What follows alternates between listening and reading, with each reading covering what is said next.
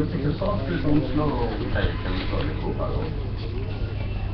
కోపం వచ్చిన ఫిలాసఫికల్ కూడా ఎక్కువ ఉంటుంది.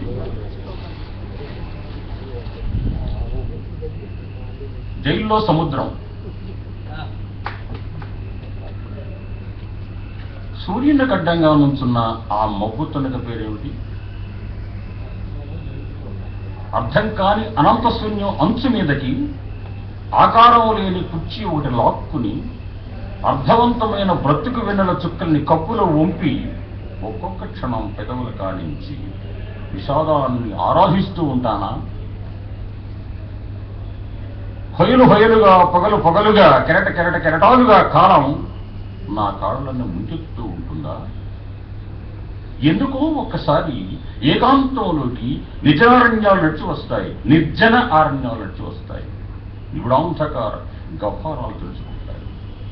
నా వేళ్ల చివర అస్తమయంలా వెలిగే గులాబీల భయ విఫలతల అదుముకున్న సిగరెట్టు చివర ఏరి స్నేహితులు, పార్టీలు, పందిళ్ళు, పరివార సమేతాలు, మందిరాంతర్భాగాల కవితా గానాలాపాలు, చిరుగజ్జల శారద రాత్రులు, మల్లెల మందయామినులు, ఫ్లాస్కుల్లో విరబూసిన కాఫీ పరిమళాలు, గ్లాసుల చుట్టూ ఒత్తైన వేళ్ల ఒత్తిళ్లు, చిరునవ్వులు అద్దుకున్న కాశ్మీర్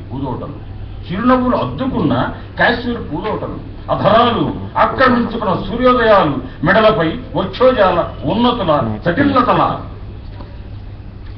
రహస్యలోయల కాంతిశీక ప్రయాణాల, చేతివేళ్ల సరిగమల సకులు, ప్రియబాంధవులు, పరవశత్వపు పలుకుల ఖర్జూరాలు, సూర్యుని గడ్డంగా నుంచున్న ఆ ముబ్బతున్నక పేరేంటి? జ్ఞాపకాల వాలు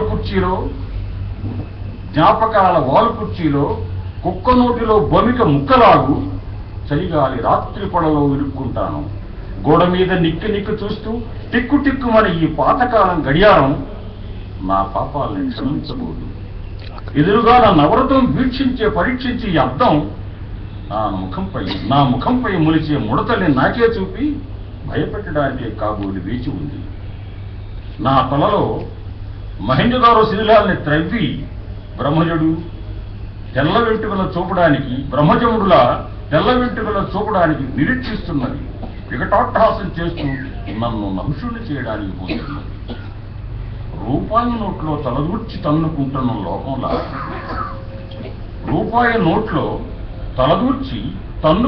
లోకంలా సీసాలో బంధించుకుంటున్న ఆధునిక మానవుడి రూపంలా ఎప్పటికీ నాకు అర్థం కానిది అర్థం. తానెవరో అర్థమై ఊపిరి ఉనికి తెలిసిన చోట ఈ అద్దాన్ని అమర్చడానికి ప్రయత్నిస్తూ ఉంటానా? కాలమృగం కోరలకు అందకుండా తిరుగుతూ ఉంటానా?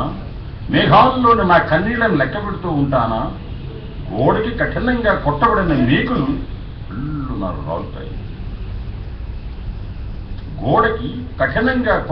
మేకులు అళ్ళున రాలి నవ్వుతాయి.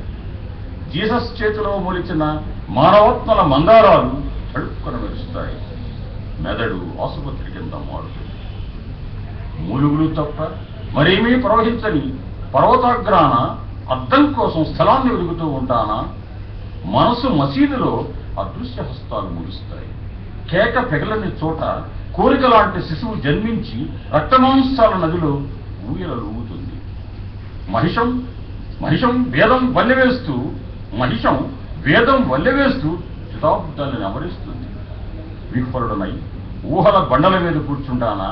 మహాబోధిని కూర్చి భూకంపాల్లో నీరో రగులుకొల్పిన గీతాల నాలుకల్లో సాగిన రాళ్ళు, ఎముకల గోళ్లు, తుప్పుపట్టిన పళ్ళు, నక్షత్రాల రాళ్లు, కూలిన గోడల కింద కుళ్ళు, గుడిసెలు, పందికొక్కులు, పరాన్నభుక్కుల పంచన, ఆకాశం పరుచుకున్న వంచెన గొంగళీ కింద వెలగని దీపాల తాపాలు, రొమ్ముల్లో శాపాలు. నగరం అస్థిపంజరంలో ఆకలి ఉరగం కదలిక, నిద్రపోని రోడ్ల మీద జనం, జైల్లో బంధించబడిన సముద్రం, స్ట్రైక్స్, నాయకుల ఉపవిన్యాసాల కేక్స్, వాగ్దానాల ఉచ్చులో వార్తాపత్రికలు, యుద్ధాలు, ఆక్రమణలు, అగాధాలు, కూలుతున్న పిరిమిడ్లు, సముద్రాన్ని బంధించాలని సాహసంగా నవ్వుతున్న కొన్ని చేతివేళ్లు. అంచెల మీద రొగసి ప్రయాణాలు, ఎక్కడో యంత్రమో చెడింది స్తంభించాయి రేడియో కిరణాలు. 20 శతాబ్దాలు దిక్కులేని దిక్కులు ఊహల బండరాళ్ల ముక్కలైనవి. కాలమృగం ఢీకొన్నది ఆకొన్నది, రక్తమాంసాల నదిలో కోరిక లాంటి శిశుగర్భంలో అనుకోర దిగింది. చర్చి గంటలు, మసీదు మంటలు, గర్భగుడిలో చెరచబడ్డ విగ్రహాలు, గ్రామ్ఫోన్ రికార్డులో తన్నుకుంటున్నారు గాయకులు, వాల్ పోస్టర్లో మనాన్ని దాచుకుంటున్న అభినేత్రి, గళ్లలుండి రోడ్డు మీద రాజకీయాల కారాకిళ్ళి ఉమ్ములు సెకండ్స్ లో వదిలారు. నా వయస్సు ఎన్ని అంధకాంతి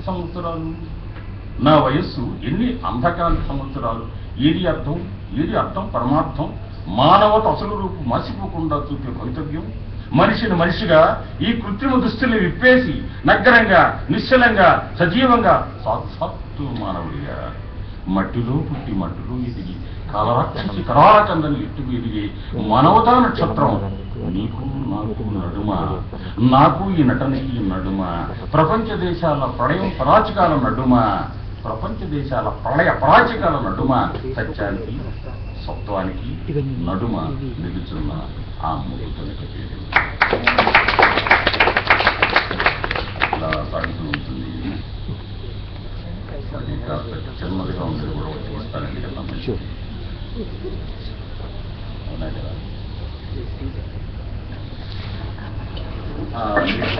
చాలా మందికి తెలిసే ఉంటుంది